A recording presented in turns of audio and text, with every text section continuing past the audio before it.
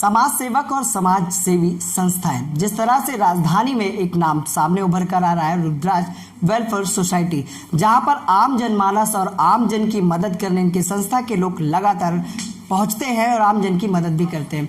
और राजधानी में उन वर्गों की, कमजोर दबे कुचले वर्गों की हर समय मदद के लिए इनकी टीम के लोग कभी ना कभी, कहीं ना कहीं, हर तरह से उपस्थित होते हैं। लेकिन आज आपको बता दें, जिस तरह से सामूहिक विवाह भी कराया और आने वाला जो पर्व है दीपावली, हमारे साथ राष्ट्रीय अध्यक्ष रोहित श्रीवास्तव जी हैं, जिनसे जानते हैं कि आने वाले पर्व पर और जिस तरह से प्रदेश सरकार ने पटाखा व्यापारियों पर, पटाखे बेचने पर पाबंदी लगाई, किस तरह से देखते हैं और किस तरह से इस त्योहार को मनाने वाले हैं, पटाखा व्यापारियों की बड़ी समस्या पर क्या कहेंगे।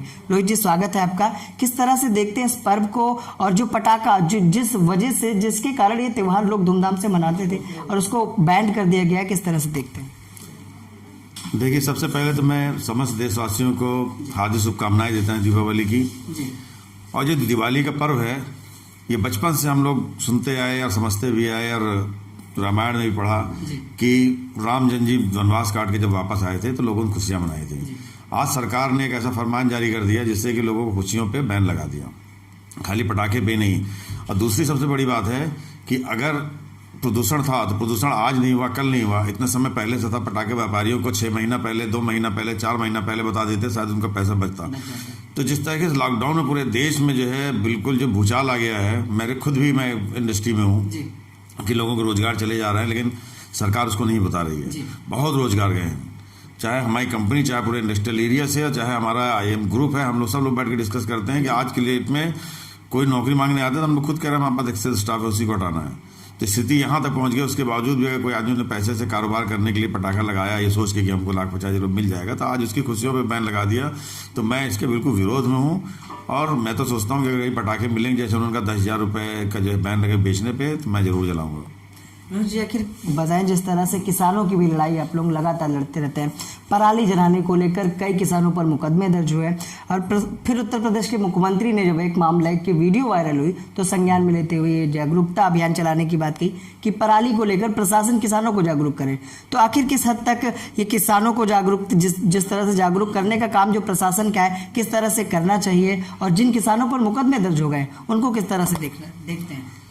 देखिए, मैं ये समझता हूँ कि मैंने भी बहुत ज़्यादा अध्ययन नहीं किया, लेकिन जितना मेरा जो है अनुभव है उससे मैंने देखा कि आज़ादी को आज 73 साल हो गया, किसी पार्टी ने किसान के लिए कुछ नहीं किया है। क्योंकि मैं जब गांव में जाता हूं तो फटे हाल कपड़े, चाहे महिला हो, पुरुष हो, बच्चे हों, अनपढ़ लोग हैं वहाँ पे, पढ़े लिखे लोग नहीं हैं, उनके पास कुछ भी नहीं है। उनके पास आज वही साधन है कि वो 2 जून की रोटी के लिए और दिन भर खेत में जुटे रहते हैं।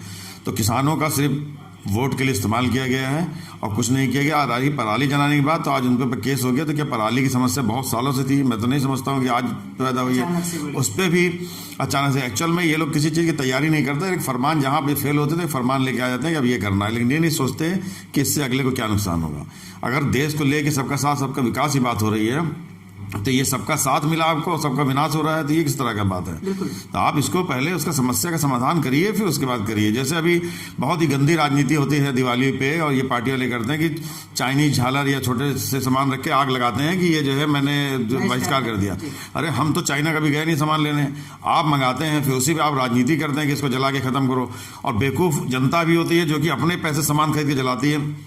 मैंने किसी को नहीं देखा कि ओप्पो का मोबाइल उसने तोड़ दिया हो, महंगी चीज़ नहीं, सिर्फ सड़ा हुआ घर का खिलौना सामान करके राजनीति करते। बहुत ओछी राजनीति है, मैं इसके बिल्कुल विरोध में, बहुत सख्त विरोध में हूँ। सर, क्या कहना चाहेंगे आने वाले पर्व में अपने प्रदेश के लोगों को, अपनी कमेटी के लोगों को किस तरह की शुभकामनाएं देंगे दीपावली पर?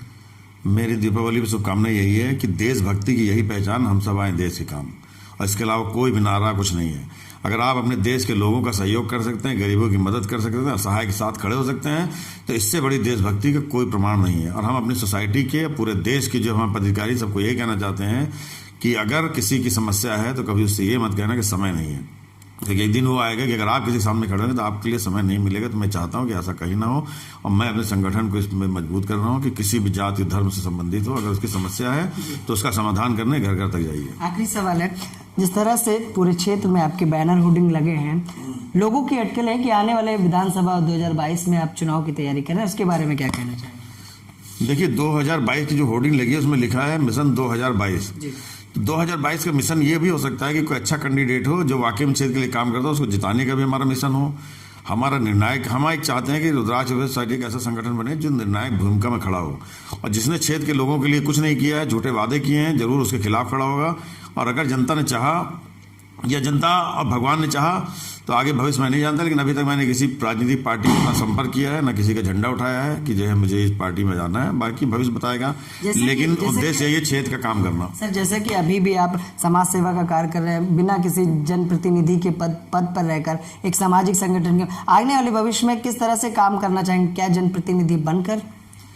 जनप्रतिनिधि बन के भी करना चाहूँगा, और मैं चाहता हूँ कि अगर मेरे हाथ में ताकत हो, जैसे आज मैं मान लीजिए 100, 200, 1000 लोगों का भला कर सकता हूँ महीने में, और भगवान ने मुझे, ईश्वर ने, जनता ने कभी ऐसी ताकत दी तो लाखों का भला करूँगा। कोई मुझे, मैं किसी भी पद पे पहुँच जाऊँ, लेकिन लोग मुझे अपना भाई समझेंगे, क्योंकि मेरा कार्य ऐसा है कि कभी ना मुझे किसी ने नेता की नज़र देखा है, ना आगे देखेगा। ठीक है सर। तो ये थे हमारे साथ रुद्राक्ष वेलफेयर सोसाइटी के राष्ट्रीय अध्यक्ष रोहित श्रीवास्तव, जिन्होंने बताया कि किस तरह से पराली और पटाखा व्यापारियों की बड़ी समस्या इस दीपावली पर है, और जहां पर प्रदेश सरकार भी उन्होंने तंज कसते हुए विरोध जताया कि आखिर पर्यावरण की समस्या जो देश की राजधानी और प्रदेश की राजधानी में लंबे समय से है, आखिर क्या पटाखे दगाने से अगर इस तरह की व्यवस्था या प्रदूषण दूषित हो रहा था तो इसके लिए व्यवस्था प्रदेश सरकार को पहले से ही करनी चाहिए। और उसी के साथ उन्होंने दीपावली के पर्व पर लोगों को शुभकामनाएं भी दी, मंगल कामनाएं भी दी। आकाश के साथ मैं विक्रम आपसे इजाजत चाहूंगा। नमस्कार।